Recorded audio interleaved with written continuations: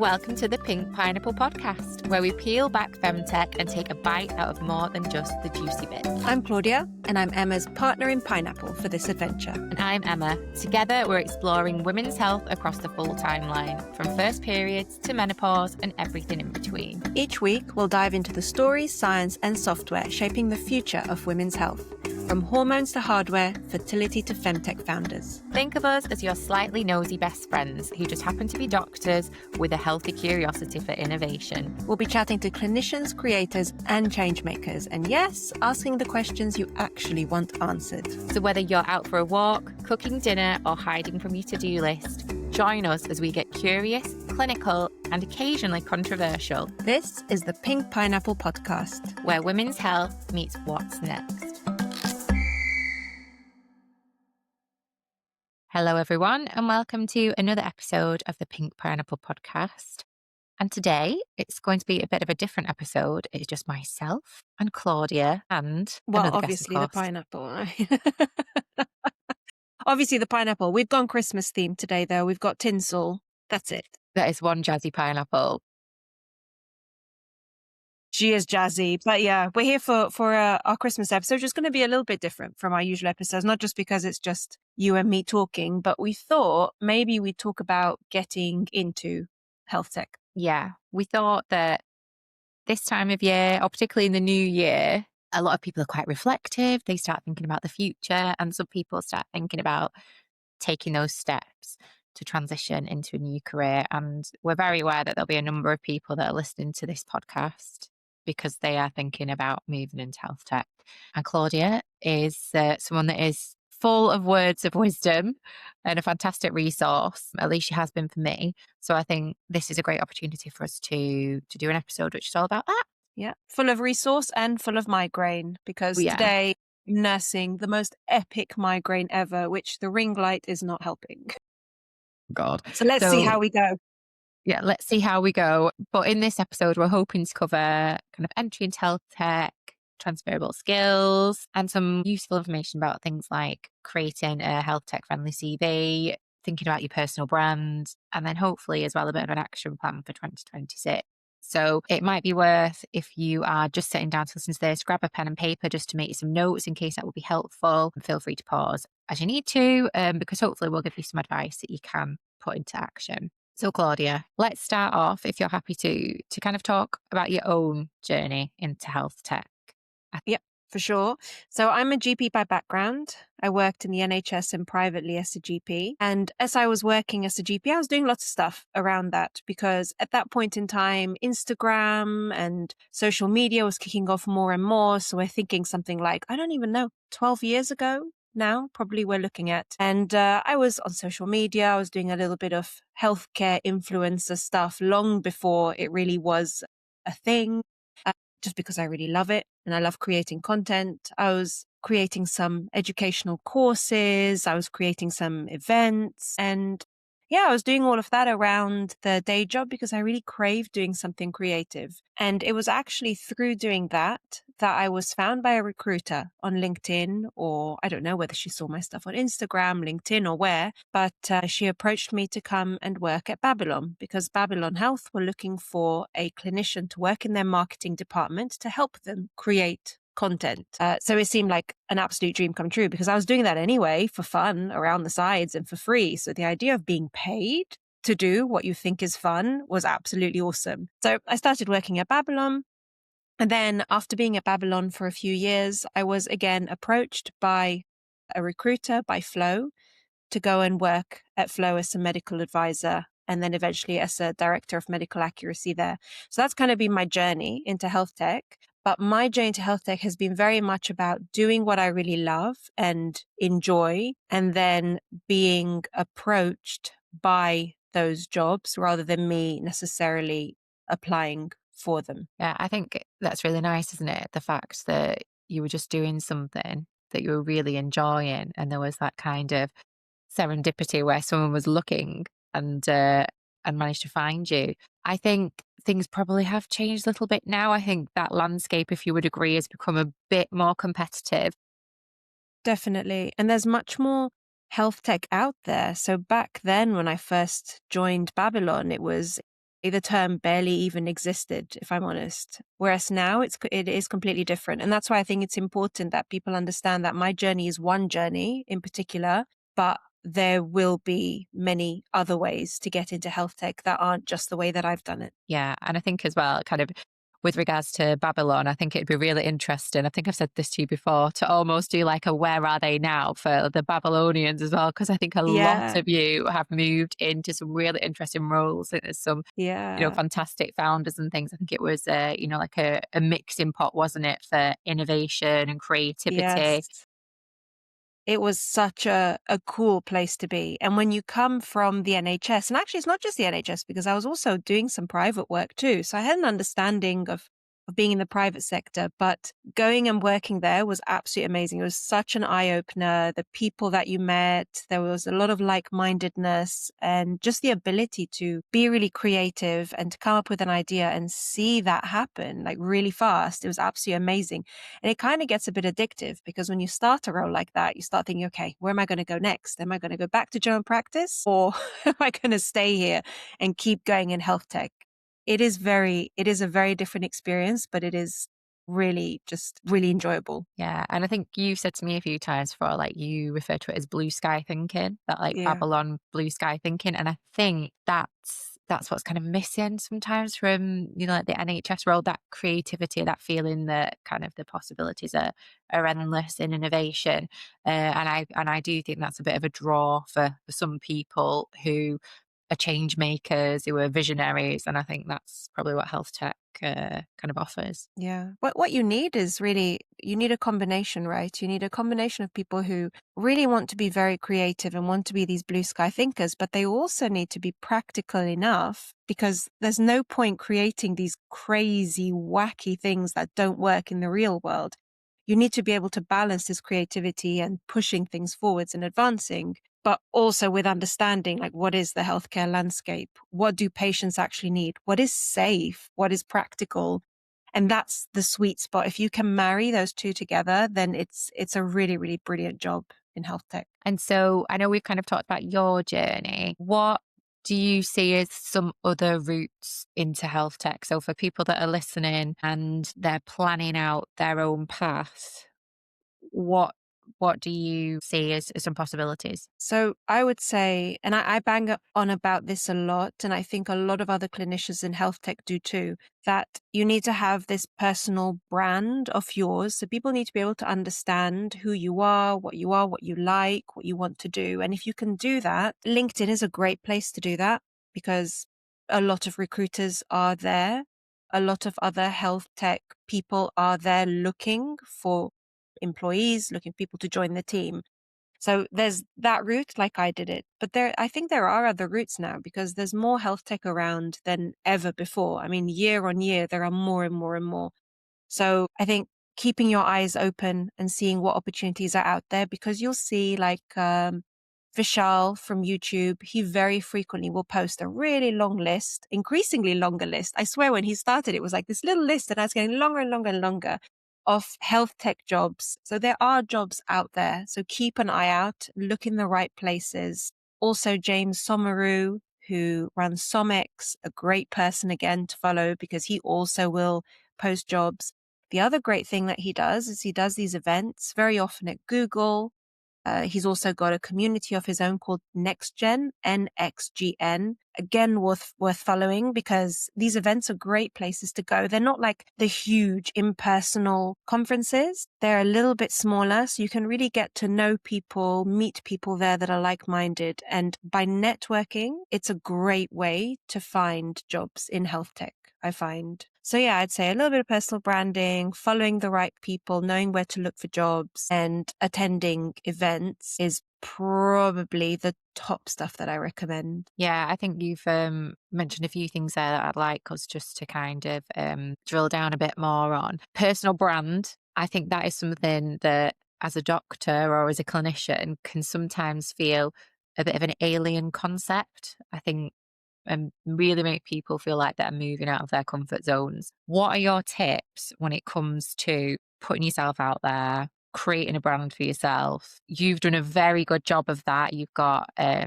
really active LinkedIn following as well, great engagement. What are your kind of top tips for people? I think it's become easier than ever. So in the past, to do your own personal branding was really difficult because you either had to really love content and be quite quick and efficient at it, because it takes a long time to create content. Like it really, really does. Even if it's about yourself, it's really hard. You have to have a photo. You have to be happy with that photo. You have to put the content out there, the right words. But actually now we've got large language models. And whilst I'm not someone who's going to say, use large language models, just push stuff out there, palm stuff out there. I don't agree with that approach at all. But I really agree with using it as a tool to help you out. And like never before are you able to put your ideas in. They're your ideas. Don't use ChatGPT's ideas. Use your ideas, put them in, and ask it to generate that post, let's say. And then you tweak it and you edit it. So it's in your own words. You use your own terminology. You change the thought so that it completely resonates with how you actually feel. So you don't have to sit there writing hundreds and hundreds of words anymore. You just put your thoughts in, see it come back, and make tweaks to the post. So I think generating content honestly has become easier than ever. So I think that's really important. I think having a LinkedIn profile, if you're wanting to get into health tech, is the place to be, because there are a lot of recruiters there. Lots of startup founders are there. People who are looking for people to work with are there. So get yourself a LinkedIn profile and put on there what it is that you're interested in, what your experience is. If you don't fancy writing lots of content or you're not sure what to write about, just interact with other people, just follow people. And the more people that you follow, you will find others and you'll find others. And you'll find people that you want to interact with, whose opinions you agree with or disagree with, and get involved in those conversations. And you will slowly be able to formulate, oh, what is it that I think about this? Maybe I can now write a post about this, having seen that one. Very often consuming content inspires content really, really well. So if you're not sure where to start, just create yourself a profile and just follow people and see what's happening out there and find your own beliefs and voice and the ways that you're comfortable interacting on LinkedIn. Yeah, I was going to say, I think it's that engagement piece as well, isn't it? A kind of and getting involved in other posts. I think often you see a lot of people who will generate content, but they don't seem to interact with the content of other people. And I think, like you say, from a discussion point of view, from feeling informed, from like an education point of view as well, there's some really high quality content that people are putting out there. Yeah, just Yeah. getting on there, liking it, commenting, checking out the links as well. Some of the links are really useful, whether or not that's to a story or some like guidance. Yeah. LinkedIn Yeah. can be a really good You tool. don't have to be some kind of thought leader or have some kind of out there opinion to be posting. I think there is this misconception that you have to either be outspoken or you have to have some very fixed opinion. And that's not the case at all. I would say, yeah, just get in there, get involved. I had this really great advice from Loretto, who was the medical director before I was at Flow, the medical director of accuracy. And she said, find those people whose jobs you would like and follow them and see what are they doing and what did they do to get to that point. And it's very true. I think LinkedIn is a great place for doing that in the context of health tech. Yeah, definitely. It's strange, isn't it, that you can see someone's qualifications, their previous roles, any additional courses they've done, who they follow. Yeah, I think it can be a real source of inspiration for people. Obviously, inspiration isn't the only thing you need. You do need some transferable skills, of which people have lots, and I don't think they realize that they do. What skills do you think transfer particularly well from clinical backgrounds into health tech? Yeah. I mean, I think there are just absolutely loads of skills, actually. I would say the one that people don't realize is really valuable is the way that you are able to change the way you explain something so that anybody can understand that piece of information. It's important because when you work in health tech, you work with a very, very diverse team. You're working with a marketeer, they have a very fixed goal that they need to achieve. I need to get, let's say in social media, a virality of this post, or I need to get X number of downloads. And that is something that you do not understand. Like you don't understand. But at the same time, they do not understand. the medical side and the clinical risk side. They don't. Why would they? So you need to explain why that amazing idea does not work from a clinical standpoint, from a safety standpoint for the people seeing that piece. And it's really much more complicated than you'd realize, because they've got their goals that they need to achieve by the end of the year. And you've got your goals that you really need to make sure that you're not putting any misinformation out there, that you're not perpetuating some kind of, I don't know, incorrect medical information. Likewise with product. When you're building a product, when you're building a new feature for an app, and you've got an engineer, or you've got a product designer, or you've got a user researcher. Like, there are so many people that you work with, and each of them are so expert in their own field, but of course have no expertise in medicine. And you need to explain that medical side and the medical risk to someone and come up with a really smart idea to be able to still incorporate what it is that they'd like to achieve, but in a medically safe and, understandable and non-risky way. So being able to take a message and to be able to craft it and spin it in a way that is understood by someone who does not understand medicine at all is a massive skill. And what do you do as a doctor every single day? You have, especially in general practice, every 7 to 10 minutes, a different person, a totally different person every single time. And many of them may well have the same thing, high cholesterol, but you tailor that message, or certainly a good doctor does. You tailor that message every single time you tailor it. Every time you give any kind of, dietary advice, you will change it based on the person in front of you, because the same message does not work for every single person. So that is a massive transferable skill that I believe that doctors have, that they can take through to health tech. And with kind of the tech side of things, I think people can get a bit worried that they don't code. They might think that they have to learn to code, or they have to No. attend courses. What are your thoughts on that? No. I mean, if you like it and you want to do it, do it. It's really cool. If you can be my boss at Flow, Anna Klepchikova, always used to talk about this T-shaped individual, which is someone that is also growing horizontally. So it has extra skills. You're not just super skilled in medicine, but you're also really skilled in marketing, maybe in design, maybe in something else. So by all means, if you can do that, that's great. That's brilliant. But it's definitely not a must, because it's not your area of expertise. There will be a coder that can do it in like 2 seconds while you're sitting there for ages to make it work. So it depends also on the startup and the stage of the startup. But if you're in a very early stage startup, anyone who's listening to this that has been in one, you wear like 100 different hats. And if you've got to learn how to code, you've got to learn how to code. But on the whole, depending on what stage of startup you go into, you don't need to have that kind of extensive experience in coding, not at all. Yeah, I think the other thing I was going to mention as well about this assumption that people feel that they have to be founders as well, that that's the only route in, they have to create their own thing. No. And again, it's a no, isn't it? Like, Yeah, absolutely not.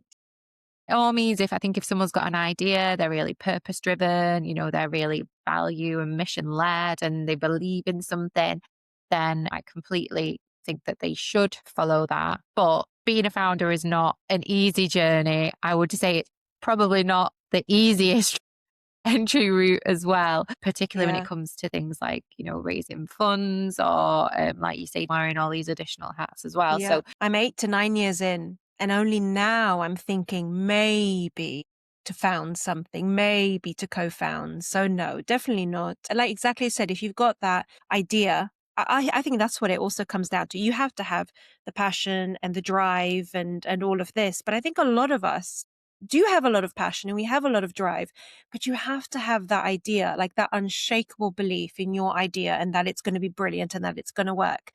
And it's okay if you don't have those ideas. Like most of us just don't have those ideas. And it's absolutely fine. You can still make a huge contribution working somewhere like Flow, like Google, like Skin Analytics. Like there are so many health tech platforms out there that you can make a huge impact at and learn a lot. And maybe, yeah, sure, in that time, you'll be like, oh, I want to found something. And that's great. But you don't have to go straight in for it that way at all. yeah, definitely. And I suppose we've touched on a couple of entry routes there, haven't we? We've talked about kind of external recruiters, talked about founding your own thing. Are there any other places where people can find jobs? I know you mentioned about Vishal's newsletter as well, kind of doctorpreneurs. Yeah, there's doctorpreneurs as well.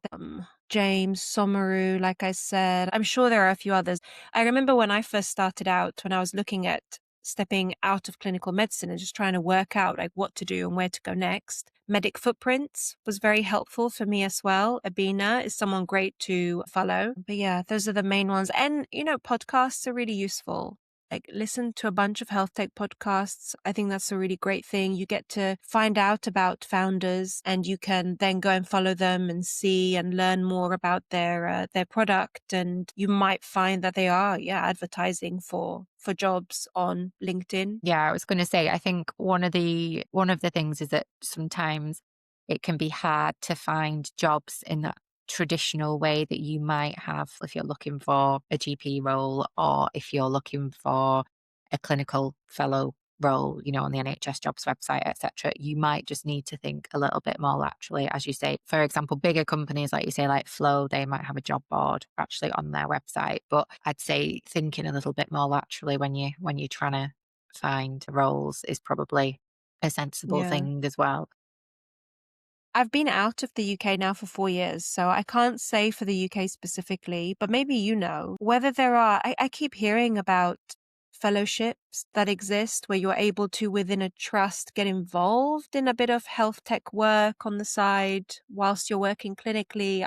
I think these exist too. Yeah, I mean, I know a couple of people who have done out a program. So they've managed to ask their deanery for an allocated period of time to go and do something in industry and then come back. I think that's very much dependent on who your supervisor is or who the kind of the TPD is within your deanery as to whether or not they will let you do that. There are some fellowships like we spoke to Fran, she's doing the AI fellowship where they will agree to release you for so many days over a period of time. I think often that is linked directly to NHS care though. So it is that you are doing a project which will benefit whichever specialty that you're working in. When it comes to kind of internships, I have seen very few, and I think I can think of two that come to mind. I think one was at Curistica, which Keith Grimes is the founder of, and I think the other one was at Tortoise. So they're both amazing companies, both with fantastic founders who are very knowledgeable, but obviously they will be competitive internships just because they are few and far between. So I think if there are Yeah, any for sure. founders listening, that is probably a really amazing thing to be able to offer someone, Yeah. whether or not that's for 6 weeks, 8 weeks, 12, teaching someone the ropes. And I'm sure that they would be inundated with very talented and capable people who are just desperate to get some experience. I think that is something that this industry is lacking in comparison to other, industry roles where people can do kind of like say summer internships or shadowing that isn't in health tech as of yet, as Yeah, far as I'm it's aware. true. It is true. I remember because we used to speak about this before at Flow. It was something that we were always considering to do. I know it from the other side. I know it from the side of being in a very crazy, fast-paced environment and just thinking it'd be so great to offer an internship, but then at the same time being like, I can't even keep myself up, let alone provide someone a really good experience. Because what you need is you need to have the time to actually, you know, like welcome them properly and introduce them properly so that they're not just standing. I remember being the junior medical student just sitting in the corner and not really being involved in anything and just watching the consultant speak to someone, not really understanding what anyone was talking about. So that would not be helpful, I believe, having someone just sort of sit there and not really understand.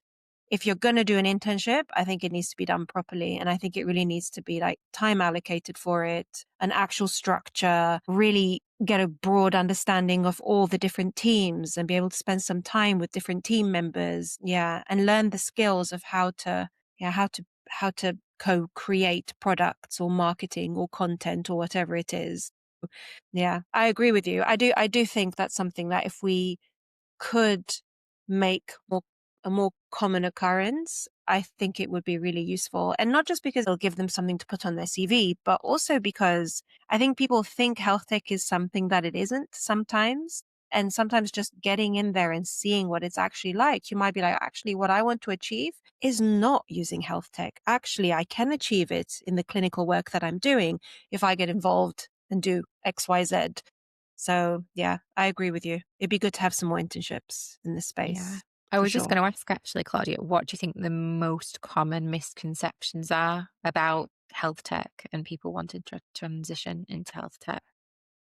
The most common misconception from non-clinicians is, so you're doing telehealth. That's the most common misconception. The most common misconception from clinicians that want to get into it. I don't know. What is the most common misconception?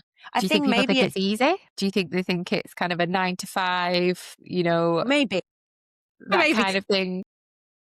I hadn't thought of that. I don't know. I don't think that's what people think. Maybe some people do. I don't think that's what people think because I don't know. I sort of think that people follow people on LinkedIn and see that it's not really like that.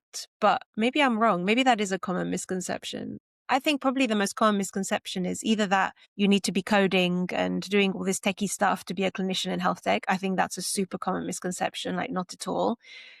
And maybe another common misconception is that what you'll be doing is very clinical, and it's not at all. Like it's really not. So it's a very, very different, very different ball game from clinical work. And with regards to kind of the space, how do you think it's going to change over time when it comes to Yeah. job opportunities and roles? I think there will be more and more roles. I really do. I hope that with the NHS 10-year plan and with an increasing push towards health tech and how much it can optimize clinicians' time, how much it maybe can also help with the care that we provide patients, there will, I believe, be more and more. What I hope for the future is that there will be more blending in the sense that the state health system will have opportunities for people to be involved in health tech and it not have to rely on private companies, external companies to be doing this work and creating. That's what I hope. I think it'll make it much easier, I think, to get health tech into the system if you've got people working in the system, creating and co-creating it. I think that will be the smartest thing to do next. Yeah, I mean, I've spoken before about the fact that I think that we should be looking at incorporating more digital health within medical school curriculums and even thinking about having kind of our own college of digital health. Whether that will happen, I'm not sure. I know, again, there were some mutterings. I think it was Keith Grimes on LinkedIn Yeah. saying that he felt like we were started to maybe move that way. And I think that that would be really valuable for the space. I know that that is a bit of a kind of an opinion that divides people, but I can see that in the future as well. Yeah. Yeah. I mean, I don't think it should divide people because the same way you don't want a cardiologist fixing your knee, I do think we need to have digital health specialists. It is, like I said, a completely different way of thinking, a completely different way of thinking. So it makes total sense that you train up people who are creative, but also clinically really sound to be able to create health tech solutions that are adopted. I think that's really important. And I think I stand with Keith on this one. Me too. We'll have to create another T-shirt. We'll have to get another one. Once the Justice for the Luteal Phase T-shirts have sold out, we'll have to get one for the College of Digital. I stand with Keith. I stand with you. I'm definitely going to have to tag him in this. Yeah, I think we will. So let's kind of come up with some actionable steps for 2026 for our listeners. So listeners, Yes. get your pen and paper ready.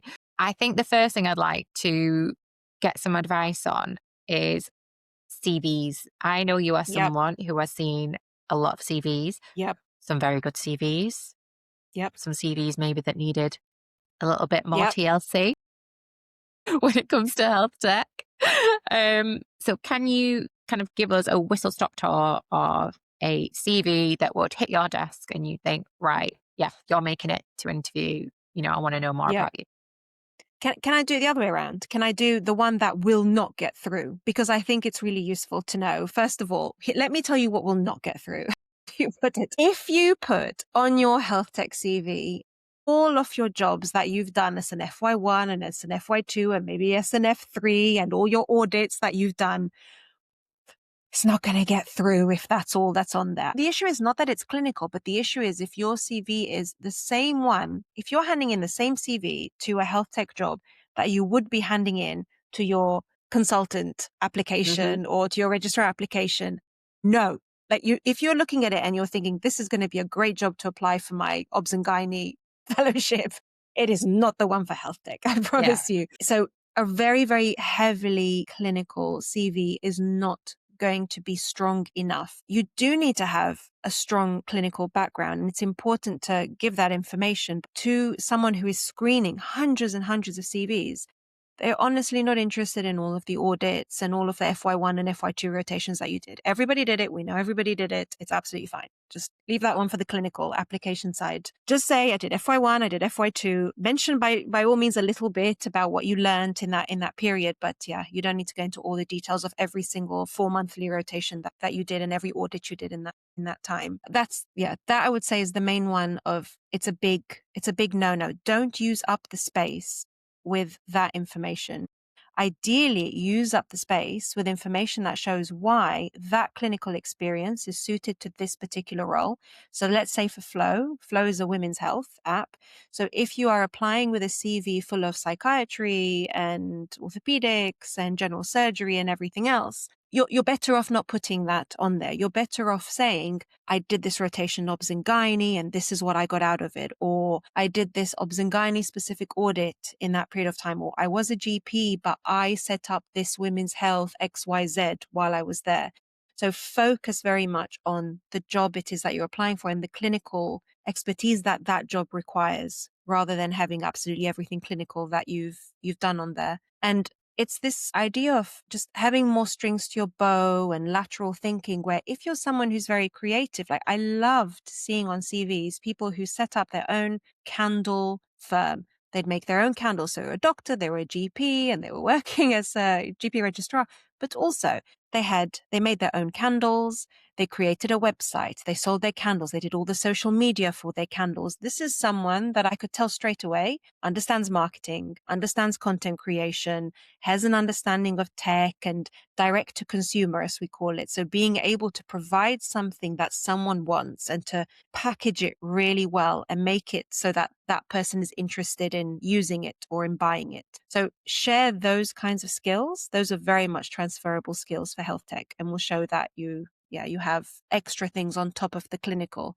Of course, if you're coding, if you've done lots of tech stuff, that's great. I forgot to mention as well about fellowships. So there are some private health tech fellowships like Byte Labs. For full disclosure, I teach on it. I do the content section. But what's cool about these is that you get quite a broad understanding of different elements of health tech. And also you get to network with lots of people who are clinicians that are interested in health tech, and you build quite a good network through it. So these are quite useful. And if you've done fellowships like this, then by all means, put something like that on there, because it shows that you've committed to the idea, you've learned, you've engaged with that community, and that also is helpful. So I've got a couple of questions. So I'm Yeah. just thinking about kind of when people go for specialty roles, things that they are often told that they need to get. So what if, for example, someone's got publications and I mean, yeah.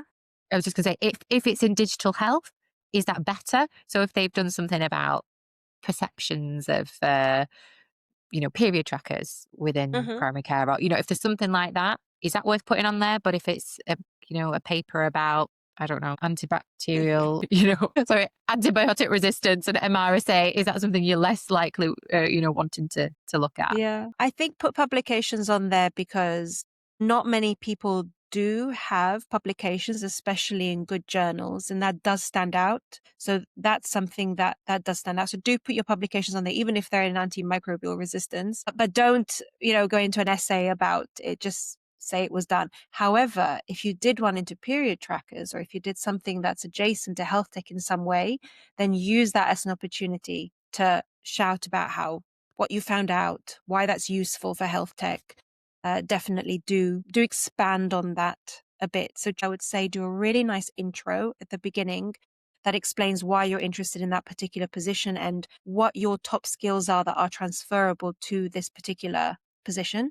So let's say for Flow that you've got obs and gynae experience, that you've created content and reviewed content and marketed your own product, and you've done research into period trackers. That shows you're really engaged in the space, you're interested in it, you're creative, but you're also clinically experienced. And then, yes, go into the previous roles that you did, starting with the health tech ones that are relevant, and then going on to the clinical ones that are relevant. And then the clinical ones that are not relevant, have them there because you did them, but don't make a meal out of them unless you can pull something useful out of them that would apply for that role that you're applying for. What about as well conferences that people have attended? Is it worth putting on just to kind of show that they've had an interest, or does that not really See kind of my add face. much in the way? Because this is the thing, isn't it? When you're applying for specialty applications, everyone will put on like every single, conference that they've ever been to, or, like the No, opening of an envelope no, kind of, to try no. and add some gravitas. But I think it's what does it actually add? And you've only got so many lines to use and to Yeah, play with, don't you, on a CV? So yeah, it's no. worth knowing. I can only speak for myself, but I would say no. I wouldn't. I wouldn't say don't put it on there if it's something relevant. So if you did a presentation in front of X number of people at this amazing conference about this topic, then yes, for sure. But the poster presentations and attending events and things like that, I would say no, they won't really help. But again, saying it's my personal opinion.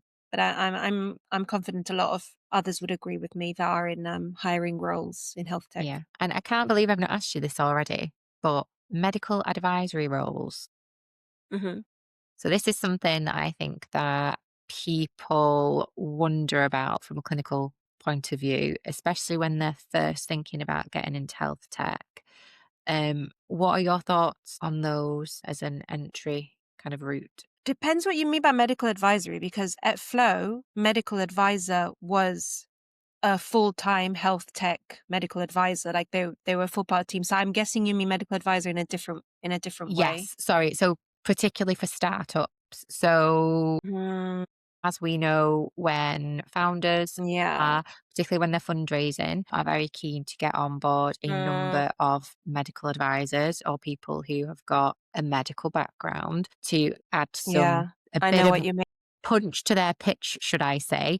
And I think that often clinicians can be kind of approached online, so particularly through LinkedIn, and can I have a chat?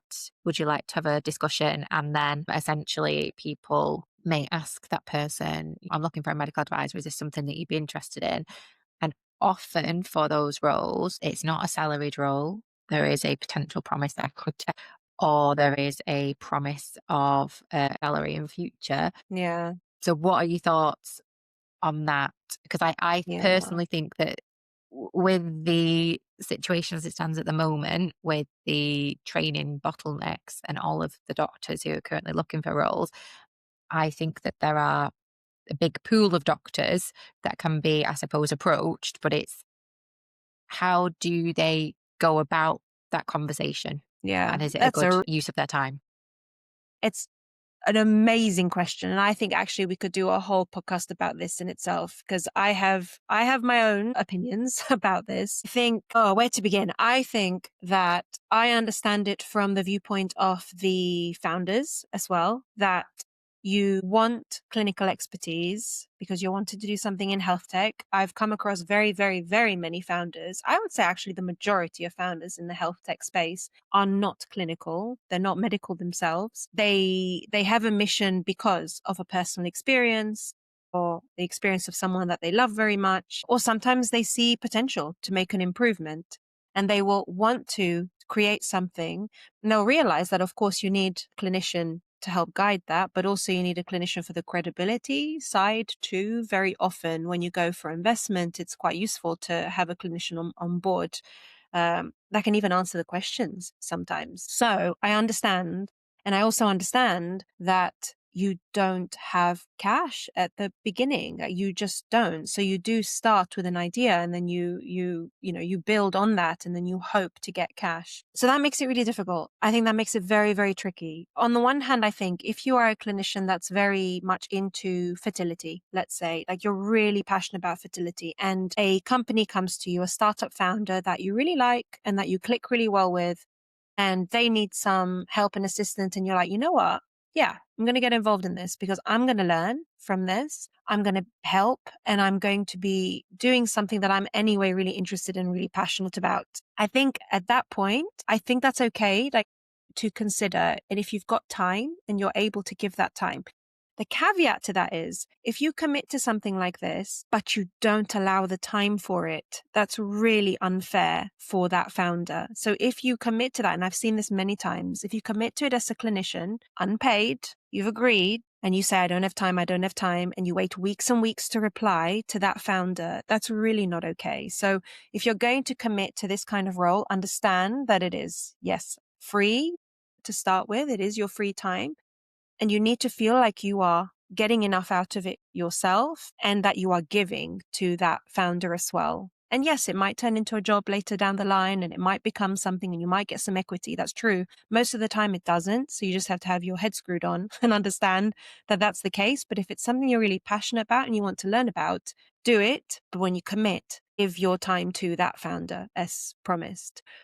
That's one of the things that I feel about it. One of the things that I don't like is if everyone isn't super upfront at the beginning about the arrangement. And that really bothers me, because I think you need to just be very clear that if there's no money involved, and there's likely to be no money involved for months, a year, whatever, everybody just needs to be very open and transparent about that.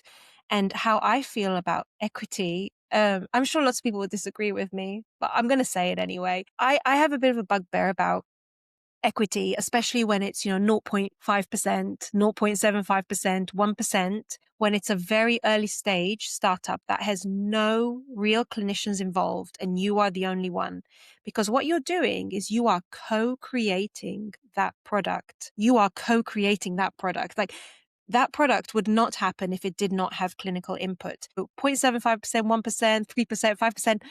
I, I, I really, I don't think that that's okay. And I do feel like there's a real sort of trend, is trend the right word, for that to be the case? And I don't think that is okay. If you are building in the health tech space and you need a clinician, and that clinician will shape the whole thing, train your LLM that you're using, whatever it is, they need a much more substantial cut of that equity, because they are creating that product with you, not just simply advising. Yeah, I think there's so many kind of important points that you've made there. I would just add, kind of as a bit of an addendum to what you were saying, but if you're not keen on something and you don't feel you have the time and it's not the thing for you, there's no harm in saying no, Oh, yeah. because a no today frees up a yes for tomorrow. So if the right things comes that you are passionate about and it's in an area that you're hoping to work, it's better to say yes to that, isn't it, than to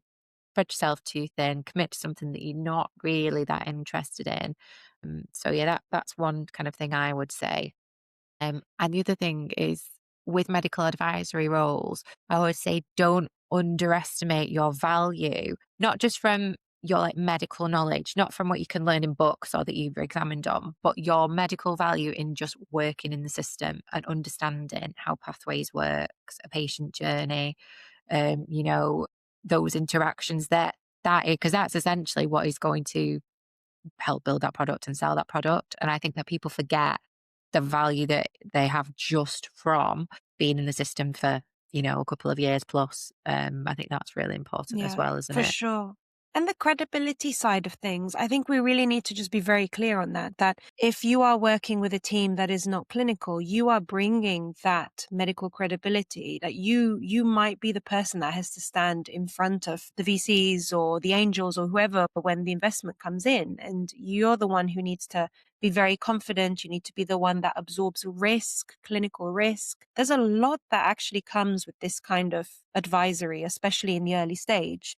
So yeah, be very, I would say, have your eyes very wide open and just be just very honest and open, transparent about how you feel and what you would like and yeah, what you expect for your skills and for that extra credibility that you bring. Yeah. And you've just made me think as well of another question that I think a lot of people have, which is, do I need to do an extra course? Do I need to do another qualification to add to my credibility in health tech? Because I think that as doctors, we're on this treadmill, aren't we? We're always waiting for the next ARCP, the next exam. Hmm. And, it's not just for doctors, it's the same if you're a nurse and you're looking at your advanced prescribing or whatever, in all kind of clinical fields, there's always that next thing, isn't there? And I feel that because that's so entrenched in us, we're looking for the green light or Yeah. exam or whatever to say, yes, you are now credible in the health tech space. Yeah. No, I mean, you don't. At the moment, you don't anyway. But you can do clinical safety officer training. And that's something that you can do online. And that can be helpful if you're applying for a role where you need to be able to risk assess features, products to make sure that they are clinically safe and appropriate. So I'd say there's no harm in doing that if you're interested. It's also quite a nice like introduction to health tech as well, to learn about how that process works. There are, of course, like I said, there are fellowships, but nobody who's hiring is looking for those yet, as I say, but nobody who's hiring is looking for those. But what you do gain from those is that networking and just that general broadening of, it's not just telehealth and period trackers. There's all this other stuff that also is health tech. Wow.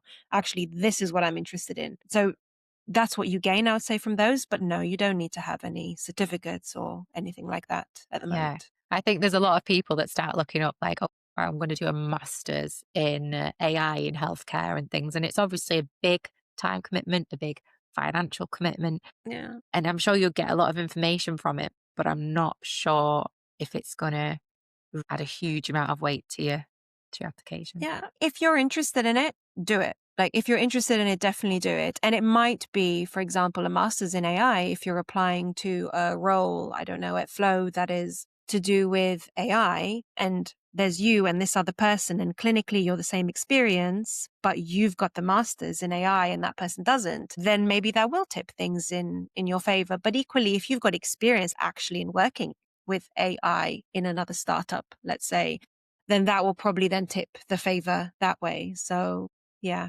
there's no harm, but I think only really do it if you're very interested. I wouldn't do it to try and attempt to tick a box because there are no real boxes to tick at the moment for getting into health tech. So, kind of closing now, I think it would be really helpful for listeners to have a action plan for 2026. Let's break it down to, if someone's listening to this now and they've got an hour free this evening or later today, what could they do within the hour that can help them move closer to a health tech career? Get on LinkedIn, number one. Build yourself a LinkedIn profile, number two. Number three, follow James, follow us.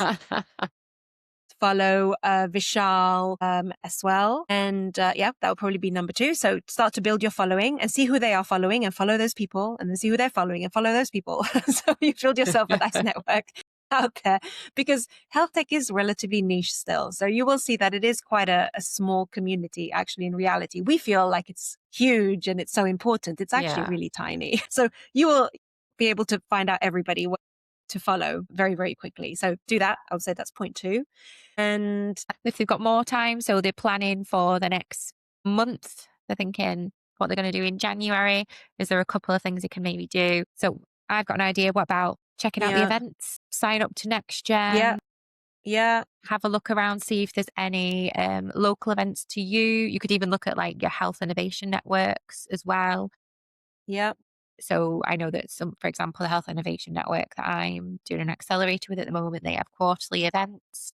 And like you said, Claudia, they're just great, aren't they, for networking with other people and hearing about those kind of organic opportunities that just come up through just having chats sometimes and, offering to help with something or, someone mentioning that, oh, I hear this role's coming up in the next 2 or 3 months, etc.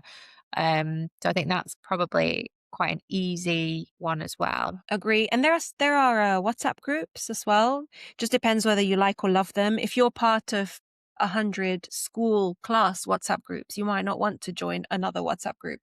But there are quite a few WhatsApp groups around, so it's worth it. If you follow a few people in the space, you'll hear about some of these WhatsApp groups because it depends. Like some of them are for UK only, some are for doctors only, some are for digital health leaders only, some are for allied health professionals. But do have a look online. You will find them, and you're able to join those as well. There are quite a few available now. This year there was a boom, I would say, in health tech WhatsApp groups. Yeah. And with more time, so let's say a few months or even up to the end of the year, what are some of the other, I suppose, bigger or more time consuming things that they could think about doing? Your CV, getting that prepped, I suppose, is one thing that you could do.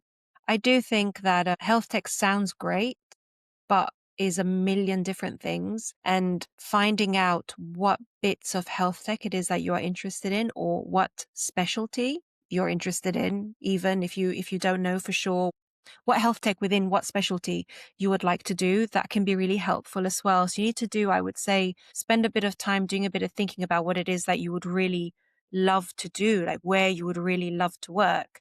Because yes, there will be some jobs that will come up as an opportunity. You'd be like, oh my God, I'd really love to do this. But it's also really great to do a bit of thinking yourself and be like, what specialty am I really interested in if you haven't decided already? What element of health tech am I interested in? Look into some of these fellowships so that if you're like, what does she mean? Different types of health tech. Then look into these fellowships where they do give you a really massive, broad explanation of all the different types so that you can discover what is it within this field that really excites you and that you'd like to contribute to. And like you say, Claudia, things are so diverse, like so many different roles as well. And if you're on LinkedIn, it's quite a nice ecosystem, isn't it? There's lots of really lovely, friendly people there who, if you just send them a message and say, wow, I love your CV, your current role sounds fantastic. I'd really like to just take 15 minutes, half an hour of your time for a virtual coffee just to find out more. Is that okay? And I would say, what do you reckon? Like 9 in 10 people will often say, yeah, that's fine. Obviously, with that and appreciation, like you say, that there are a lot of people who are busy. And I think as people get more senior, they probably get a bit more inundated with those requests. I think like when you were at Flow as well, Claudia, probably still now you get a lot of requests for these chats. But I think that lots of people do want to give back as well, don't they? And so I think that there's no harm in really utilising LinkedIn as the network that it's meant to be. Yeah, definitely. I think there is a scope. The way we talked about internships, there's a real scope for mentorship as well in this space. Again, really difficult for very many reasons, but it is doable. It's very much doable. And this is another thing that I would love, especially for some of the health tech companies out there, to be able to maybe for their senior clinicians to give them some protected time to be able to do this. I think that would be really great so that you're not doing it just purely in your own time, which is very, very difficult. Because actually, I think if you are visible and you are building connections, it's really good for the brand. Like, it really is good for that health tech company. So, yeah, I would Yeah, I love to mean, see more of that. that's a drum that I always bang. I'm Yeah, always I know. as well with mentorship, people they tend to get into more senior roles. They also stay in those roles for longer, particularly within the tech industry. There's loads of evidence to suggest that. And yeah, like you say, a big thing is the time pressure on senior, particularly women in leadership. It doesn't have to be women. And as we've spoken before, about male allyship also being really important as well. So make sure you approach people online if they've got the time, use that time, but be respectful of that time as well. Obviously, make sure you don't cancel at the last minute or if you can help it. I can tell you that happens a lot. Not the canceling at the last minute, but the forgetting and the not showing up. And that's really Yeah. difficult. I think that does come with it. Like, we all forget things. It happens to us all. But I think just being mindful of that person's time. And then if you do forget, being apologetic of that and not just ghosting Yeah. someone. And be careful when you are messaging that you don't sound like a robot, because the amount of messages we get nowadays that are just cold calling, but robots cold calling, like AI generated, just Yeah. absolute rubbish. And unfortunately, you need to stand out against those, because Yeah. if you don't get a reply, it's not always because you're being ignored or that person is busy. Sometimes it is the case.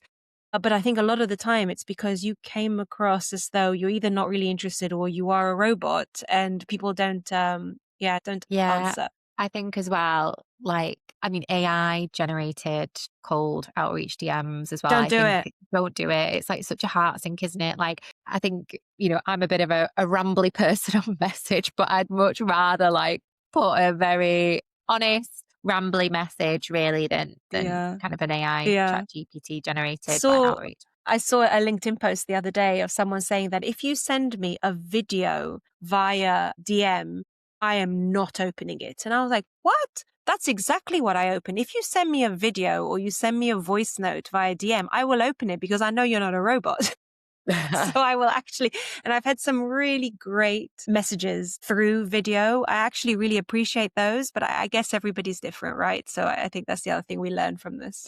Do you know what? That's a really good point, Claudia, actually, because I've noticed as well a lot of CVs now, or particularly if you're going for fellowships or, like things like the NHS Clinical Entrepreneur Program, which we've not mentioned on this, but we have on other podcasts. So have a listen. Yeah. But yeah, a lot of them will ask for like a 1 minute video. So that's the other thing I would say is get used to actually using, different types of content as well.